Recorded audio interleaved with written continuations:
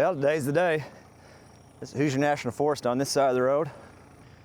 This is the private property we're working on this side of the road. And today, we get the honor of starting phase 1 for developing this dream lot for these folks. And I'm pretty daggone excited about it.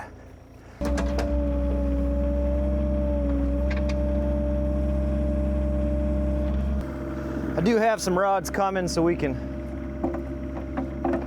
rebuild our quick coupler. She's got some play in it. You're gonna see a lot of slop. It's okay. If you can't run sloppy, you can't run at all, my personal opinion. We got a plan to address her at some point, but first we gotta make money to actually do it.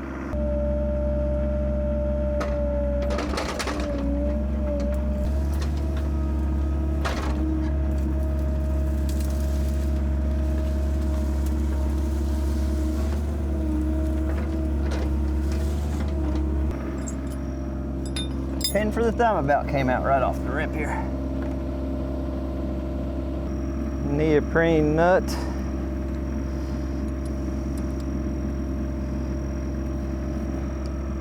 Wire strippers, perfect.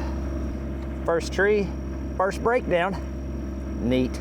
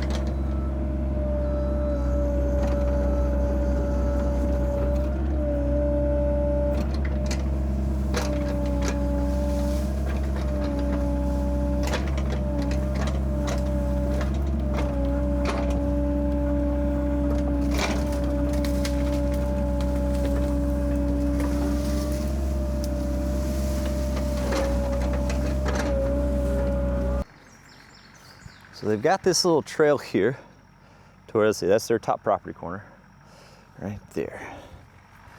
We're going this way. Just gonna walk down this trail.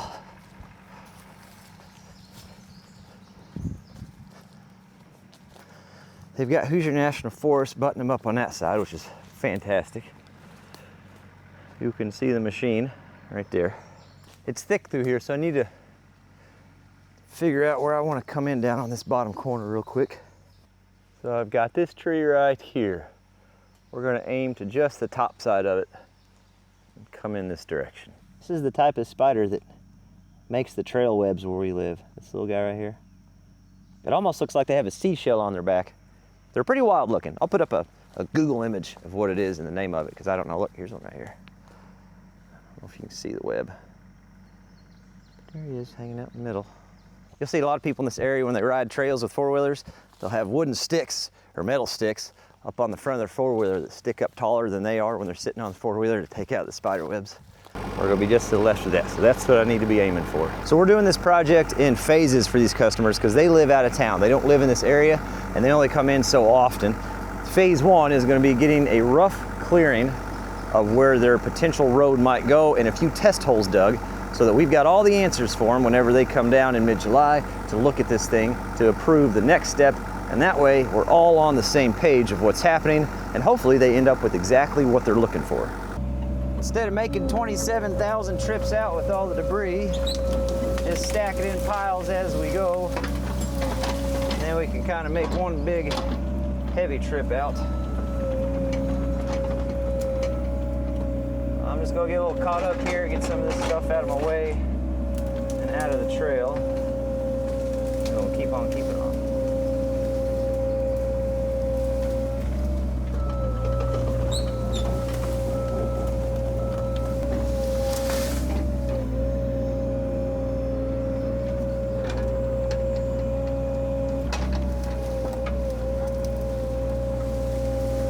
The goal here is to make one big pile on this little road they already have, and then we can shove it down that road. They have an opening at the bottom of that road. It'll make a good spot for a burn pile. I think a mulcher would have been faster for this step of the process for sure, but I don't have a mulcher. Dirt Perfect doesn't have a mulcher. He's got that bush hog, but some of these trees I think will be too big for that. By the time I rent a mulcher, it's more expensive for me to mulch it than it would be to just run it with the Mini. So ran the math on that. The Mini was the best option for what we've got. We're not looking for a perfectly clean floor. We're just looking for a decently clean path. We can walk around and visualize things better when they get down here.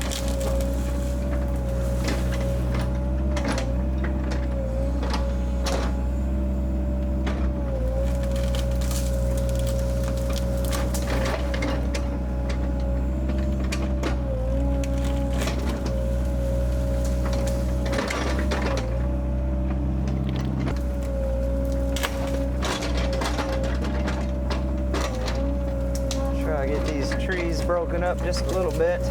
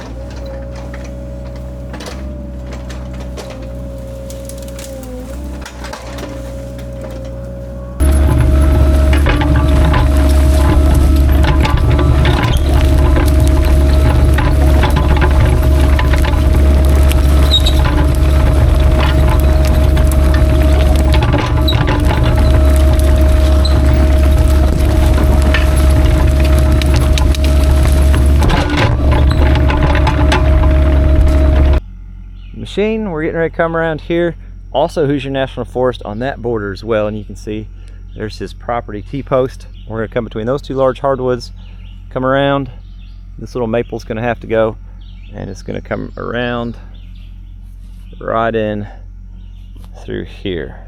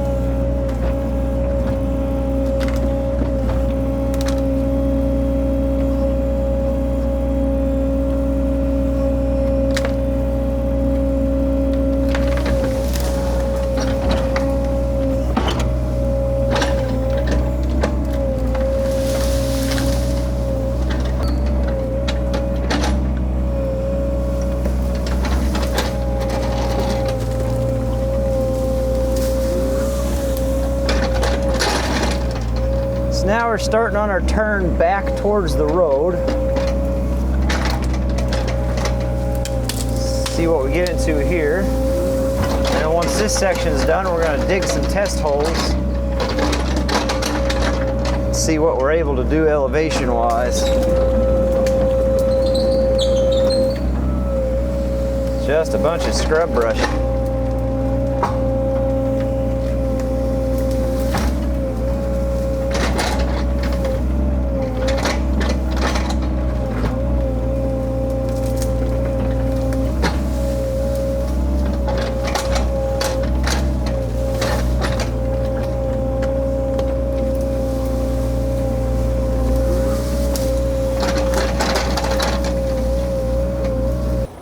We just came around that corner. If you look right through there, there's that T-post we just showed you. Coming around the corner, they got another little walking trail in the middle here. There's a stake. I just knocked it out, but right in this area, this is the same elevation. We're gonna walk through the woods there, I'll show you. It's the same elevation as this elevation marker here I put in. There's the brush pile, so that's the entrance off the county road. And this is where it'll be coming into the woods. And if you look real close, you can kind of see the machine through there. You'll notice there's another stake right here. One thing we had to be real cognitive of, this is gonna be set up as a campsite for now, but a possible home site for them in the future. So we have to be cognitive of something. Right here, we've got a marker. It is roughly 2 feet over the 37 flood elevation. So 1937, where we live, we had a catastrophic flood. It's the biggest flood in our recorded history where we are at on the river, and that marker should be about 2 feet higher. That's just kind of a rough guess. The last flood we had this winter, we came down here and we put some flags down. That's where the water got up to on our last flood. So what we did is we took the measurement from the Army Corps of Engineers of what that flood level was, did a little bit of mathematics. Spider webs. Did some mathematics to what the 1937 flood level was, according to the Army Corps of Engineers, and then just shot that elevation up and added a couple feet. That way, what we're setting up now, they will be well above. That way, what we're setting up now, they will be well above the largest recorded flood that we've ever had in our area. So if they ever do decide to make a, oh gosh, we about died, make a home site out of this, they should be set up. If you're wondering where the water's coming from, one of the coolest things about this piece of property is not only does it butt up against the Hoosier National Forest, they are up against this creek.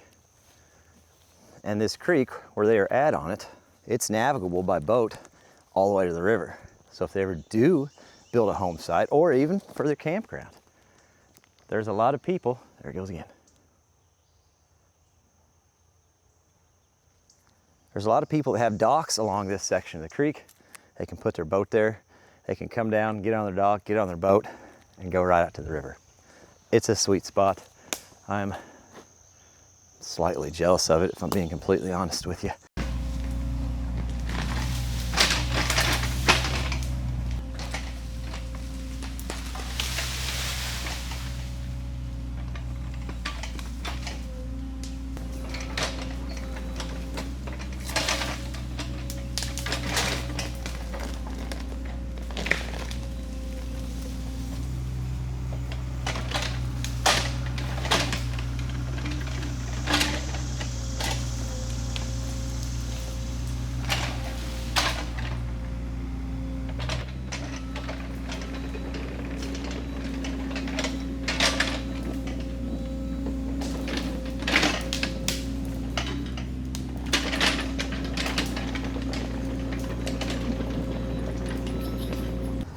I've got the bulk of everything packed down. I'm not 100% sure where they want the burn pile, but it's just down the hill out of the way for the time being. I'm gonna make a hot lap real quick with the blade and pick up any of the small stuff that we missed, probably pack one more trip down.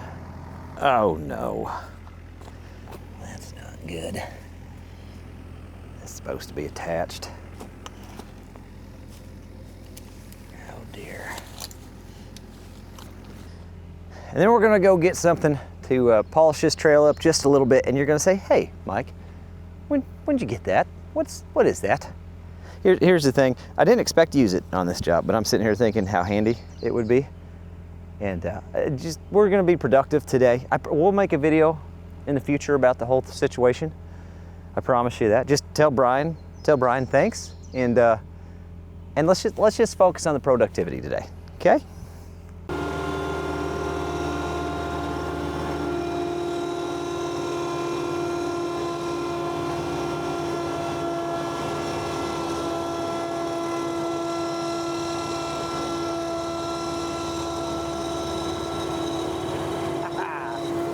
Listen, it's new to me. It is hand, it is foot.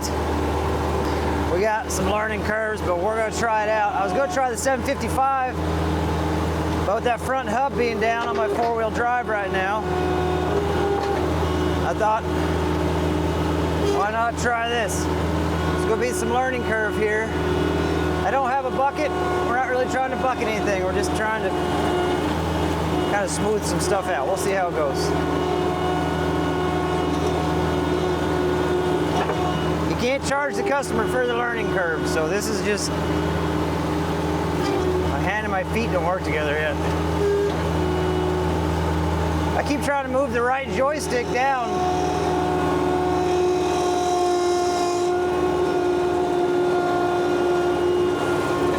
Okay, all right, okay. We're kind of doing something.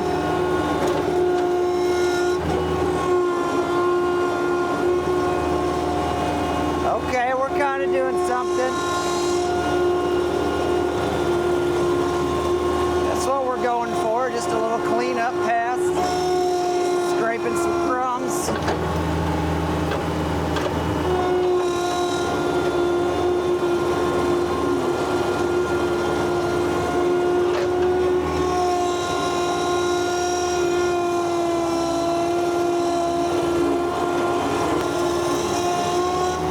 A tree in the cab. That's okay, everything's fine. Here we go. Let's go to the top of the hill and work our way down. That'd probably make more sense, since we just got tires.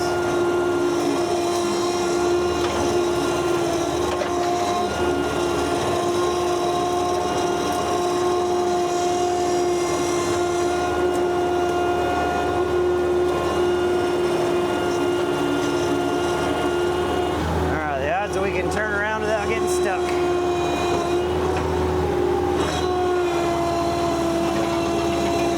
Whee! Oh, that's fun. All right. I'm just seeing how handy this thing will be, if it's going to work out the way I want it to work out, and seemed like a good opportunity. Switch, lever thing. This is kind of working though. Okay. All right. Oh gosh! It's doing what I want to do along the edges. We just got to work a little bit. Get her figured out. This is boom up and down, and I keep trying to boom up and down with my right arm because that's what I'm used to. Roll up and down. I think.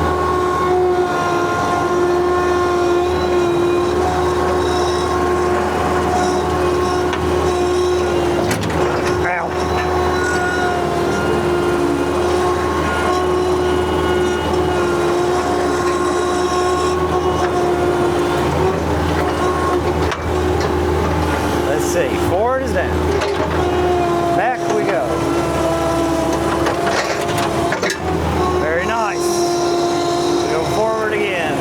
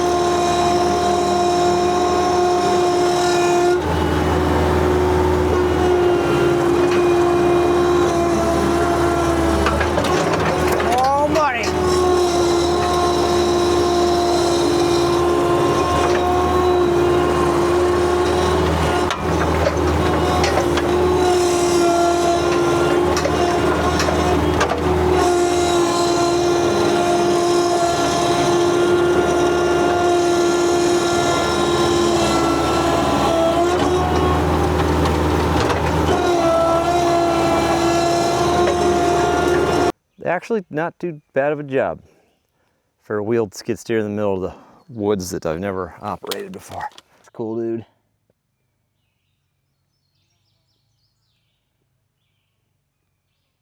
So this hill right here, right through this section, we're gonna cut about 4 or 5 feet off of this so that where they come off the county road, It's a pretty even grade through there. And we're gonna use all this material to fill in the big low spot that you guys are sitting in right there.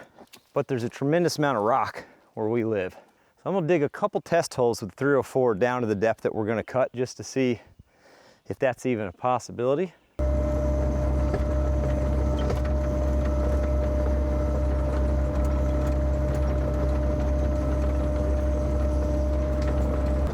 And I'm hoping the material that we pull out is good enough to compact underneath the road.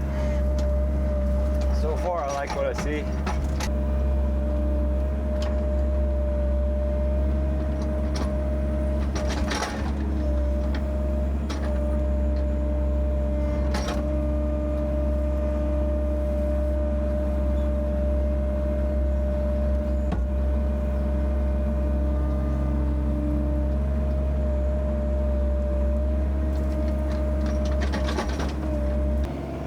We should have plenty of depth in there. No rock. So that's good.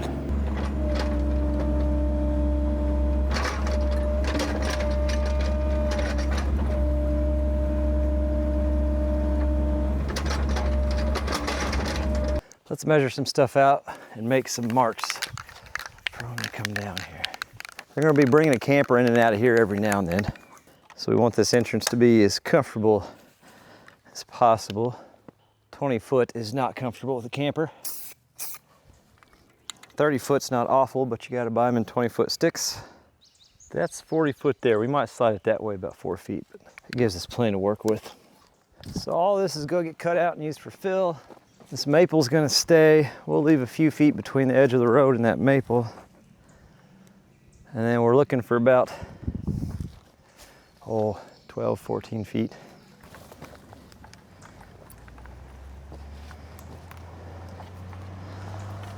Right in here. This tree here is going, but the top half's been gone for years, so.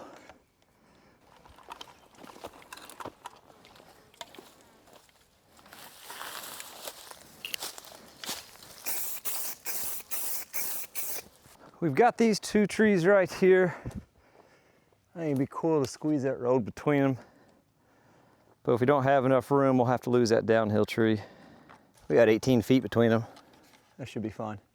Whenever we make our cut through there, from about there to there, this grade should come out perfectly even with where that county road is. It should work really nice through there. Much wider in the corner though, for obvious reasons. If it's not obvious to you, wide turns with campers. See how much room that gives us. This little white oak's gonna have to go, but this maple should be able to stay. We got 24 feet from the outside to here. We should be golden there. That looks really nice. We got the dot on this tree here. That's what I'm visualizing as the don't clear anymore that way, to leave some privacy for the neighbors, and then we'll carry that on. Oh look, that poison ivy branch was falling off a vine. Some people say poison ivy doesn't have branches. It does. In Indiana, we have poison ivy branches. It's a neat thing. It's really neat. You grab them and it's a thing. So from back there where we could get our 40-foot flat, made a mark on the ground, and we're about 90 feet to that mark right there. Property line, there's a pink ribbon in that tree. Can you see it? Right there. So, oh, that's probably 15 feet to the property line. And this is the curve coming down. So from the bottom, oh, I pointed it out to you on camera and I still, not happy about that scenario. Let's see where that gets us. Kick her in four-wheel drive here.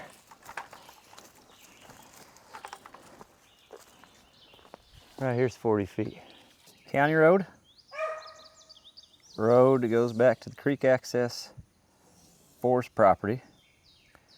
We're gonna bring this cut in across. Road's gonna circle down and around and come back out. And I think in this area here, kind of crammed over on the forest side of things, we can get them pretty close to a 40 by 90 pad. It won't be perfectly square like that, obviously. There's gonna be some curves and stuff to it. But as far as a big, wide, open level area, should be able to come in and have plenty of room. That's what we're looking like anyway. That leaves all the trees along here, quite a few trees in here, and quite a few trees in here.